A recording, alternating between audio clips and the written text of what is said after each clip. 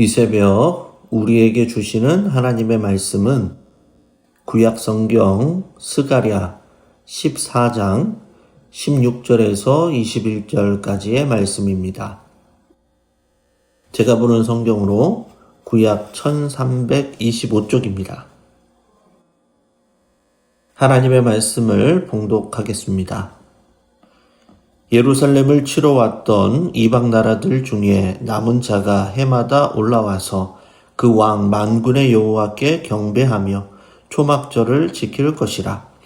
땅에 있는 족속들 중에 그 왕 만군의 여호와께 경배하러 예루살렘에 올라오지 아니하는 자들에게는 비를 내리지 아니하실 것인즉 만일 애굽 족속이 올라오지 아니할 때에는 비 내림이 있지 아니하리니 여호와께서 초막절을 지키러 올라오지 아니하는 이방 나라들의 사람을 치시는 재앙을 그에게 내리실 것이라.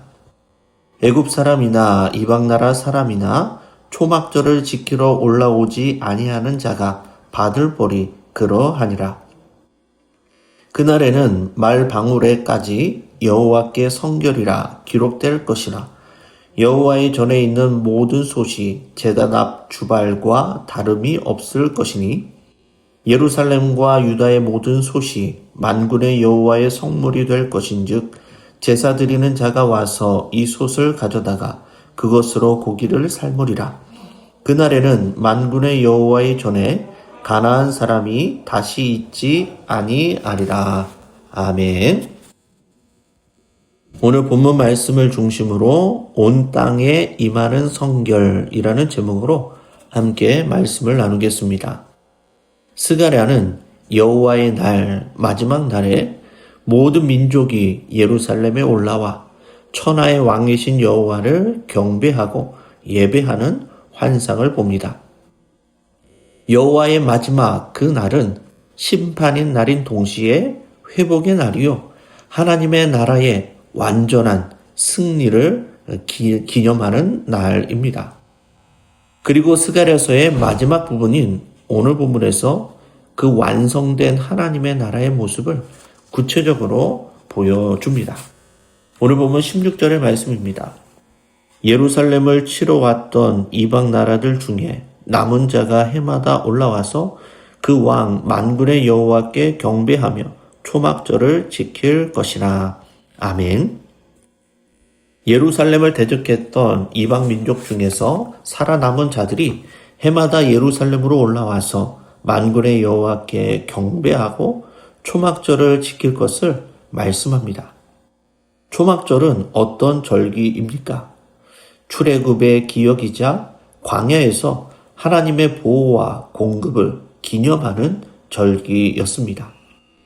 이스라엘을 애굽의 노역에서 구원하여 주시고 추수의 기쁨을 주신 하나님께 감사를 표현하는 절기, 그것이 바로 초막절이었습니다. 그런데 그 초막절을 이방인들이 함께 지킨다라는 것이죠. 그것은 그들 또한 하나님을 알게 되고 하나님의 언약 백성이 되고 그렇게 하나님을 예배하며 경배하게 될 것을 말씀하고 있습니다. 오늘 본문 17절에서 18절의 말씀입니다. 땅에 있는 족속들 중에 그 왕 만군의 여호와께 경배하러 예루살렘에 올라오지 아니하는 자들에게는 비를 내리지 아니하실 것인즉 만일 애굽 족속이 올라오지 아니할 때에는 비 내림이 있지 아니하리니 여호와께서 초막절을 지키러 올라오지 아니하는 이방 나라들의 사람을 치시는 재앙을 그에게 내리실 것이라. 아멘.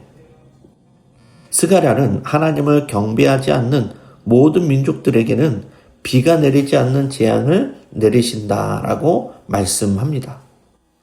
모세의 율법에 보면 가뭄은 하나님과의 언약에 신실하지 않는 자들에게 임하는 저주가 바로 이 가뭄이라고 기록합니다. 이와 반대로 이른 비와 늦은 비는 하나님의 돌보심과 풍성한 은혜를 상징합니다. 하나님을 경배하지 않는 예배 없는 삶은 곧 영적인 가뭄과 메마름으로 이어지는 것을 상징합니다. 여호와의 마지막 날, 그 날에는 하나님을 예배하고 경배하는 것이 곧 삶의 필수 조건이 됨을 말씀합니다. 또한 그날에 이집트 사람과 같이 강대한 나라이다 할지라도 초막절을 지키지 않는 민족은 누구든지 예외 없이 이러한 비 내림이 내리지 않는 하나님의 징계를 받게 될 것임을 말씀합니다. 애굽은 이스라엘 백성이 430년간 종살이를 했던 곳입니다. 하나님께서는 모세에게 10가지 재앙을 내려서 출애굽시킨 곳입니다. 10가지 재앙은 애굽의 우상들을 상징하죠.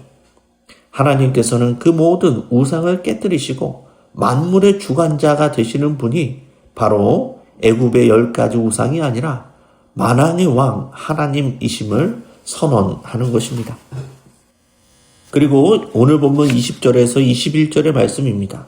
그 날에는 말 방울에까지 여호와께 성결이라 기록될 것이라. 여호와의 전에 있는 모든 솥이 제단 앞 주발과 다름이 없을 것이니 예루살렘과 유다의 모든 솥이 만군의 여호와의 성물이 될 것인즉 제사 드리는 자가 와서 이 솥을 가져다가 그것으로 고기를 삶으리라. 그 날에는 만군의 여호와의 전에 가나안 사람이 다시 있지 아니하리라. 아멘.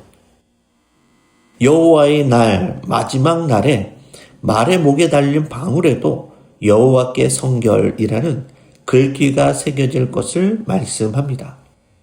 이 여호와께 성결이라는 이 글귀는 대제사장의 금패에 새겨지는 것이었습니다. 제사장의 직분이 여호와 앞에 거룩하고 구별되었음을 나타내는 글귀인 것이죠.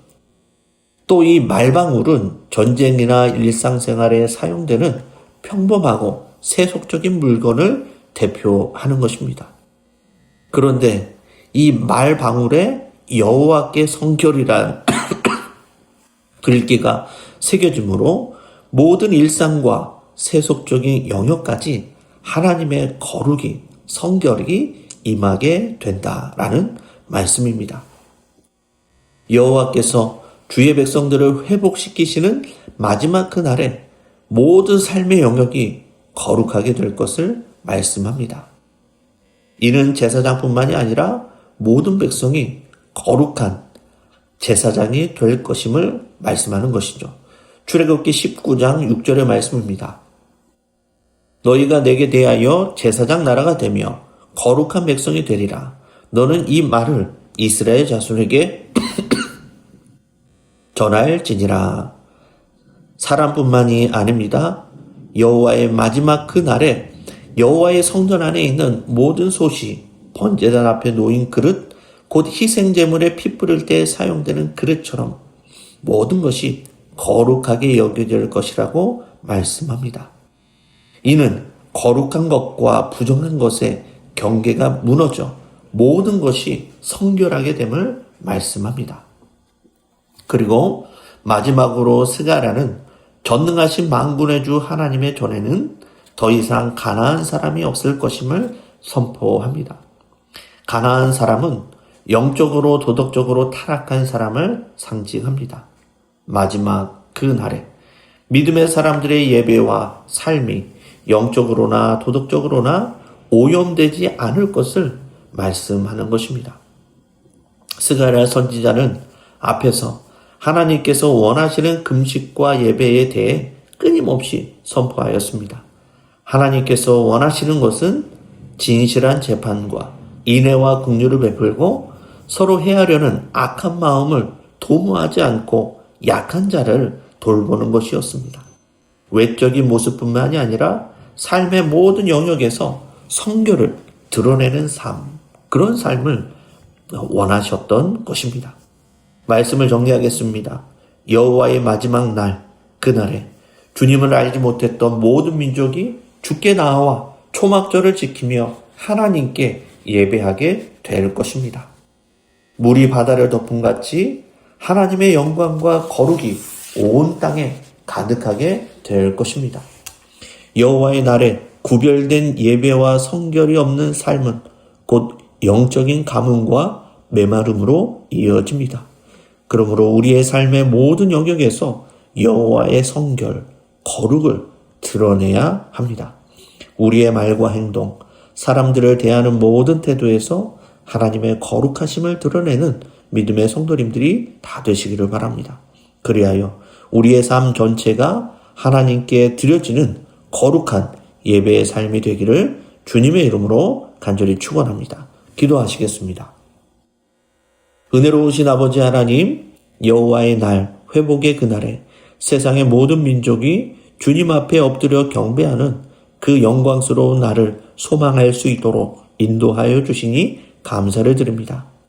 예배와 성결을 거부하고 영적인 메마른 가운데 살았던 우리의 연약함을 긍휼히 여겨주시고 말씀과 성령의 단비를 내려주셔서 하나님이 원하시는 온전한 거룩을 회복하게 하옵소서.